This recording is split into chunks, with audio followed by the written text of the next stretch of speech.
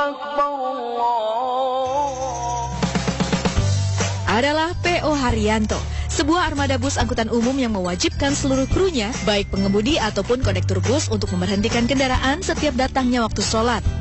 Bagi kru yang melanggar, maka akan dikenakan sanksi, yaitu tidak mendapatkan gaji. Wah.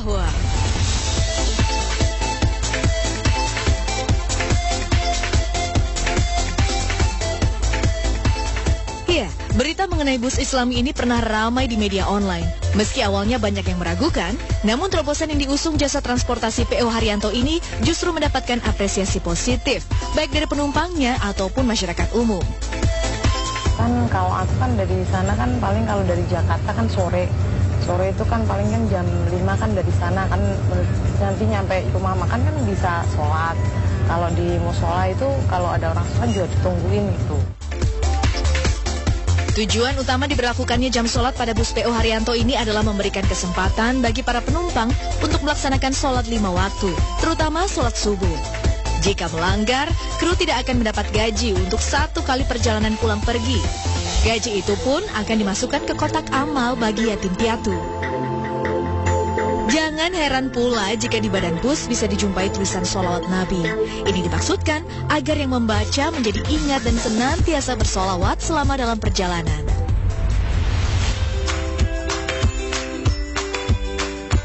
Nama perusahaan bus ini sendiri diambil dari nama sang pemilik, yaitu Haji Haryanto.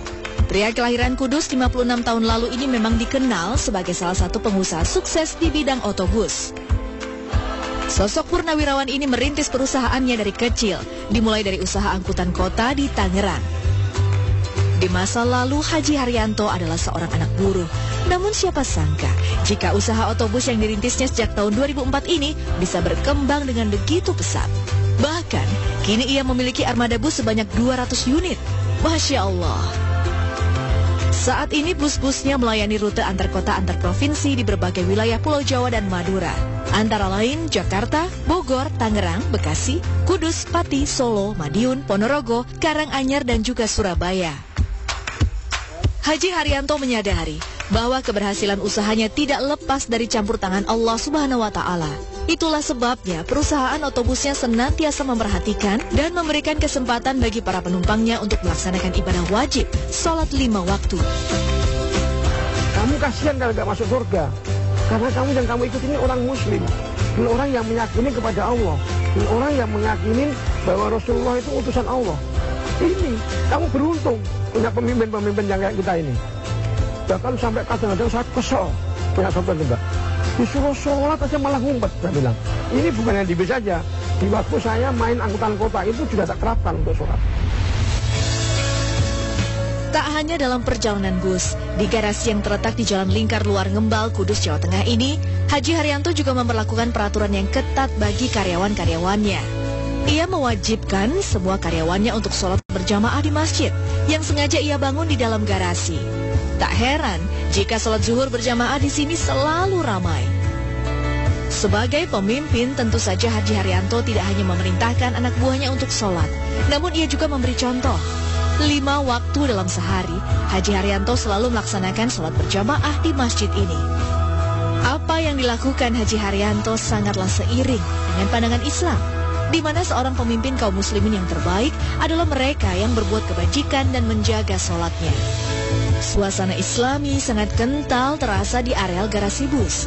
Setiap harinya terdengar alunan suara orang membaca Al-Quran dari Masjid Nurul Huda. Ya, setiap harinya memang Haji Haryanto sengaja mengundang hafiz Quran untuk membaca dan menghatamkan 30 juz Al-Quran.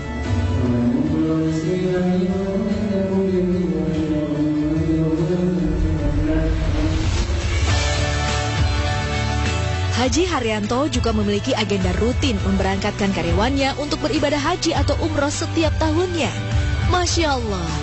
Menariknya, banyak di antara karyawannya adalah mantan orang-orang jalanan yang jauh dari kehidupan religi.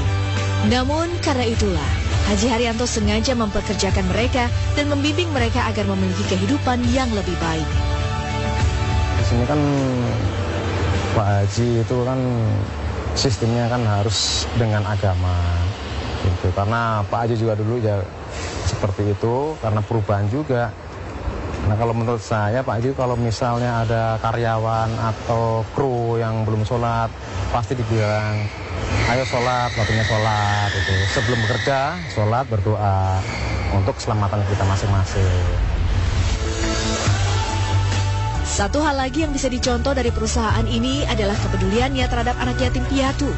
Setidaknya mereka memiliki 2.000 anak yatim piatu yang disantuni setiap bulannya. Tiket penumpang pun disisihkan 2,5% khusus bagi anak yatim piatu. Begitu pula dengan gaji karyawan. Dan untuk gaji, semua karyawan diwajibkan untuk memberikan santunan pada anak yatim piatu. Dan khususnya bagi para penumpang kan diambil 2,5% untuk anak yatim piatu. Jadi kami kerja itu seakan-akan udah tenang gitu. Mengutamakan sholat berarti mengutamakan Allah Subhanahu wa Ta'ala. Sholat sebagai tiang agama. Kemudian apa? Beliau bersabda, berbakti kepada kedua orang tua. Kemudian apa? Beliau bersabda, berjihad fi sabilillah. Hadis riwayat Muslim.